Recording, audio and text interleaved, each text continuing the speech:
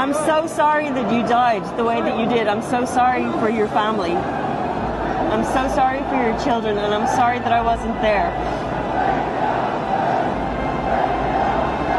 I'm ashamed of your betrayal. And I'm grateful for your sacrifice. And knowing you has really changed my life. And one day, inshallah, in Jannah, I will have an opportunity to meet you and tell you in person. I'm so grateful to you that I'm here. And for the health of my children, for helping me to be on a better road. I have many things in my life that I need help with. And thank you for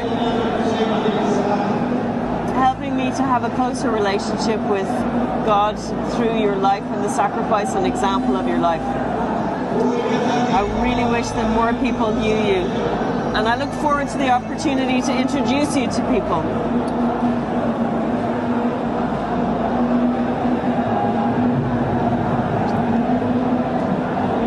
Please help me to stay strong in the jihad that I have for my life to help others, to be patient, not to take insult when I'm betrayed, to have better understanding for humanity. Thank you for helping me with my life to make an example of my life.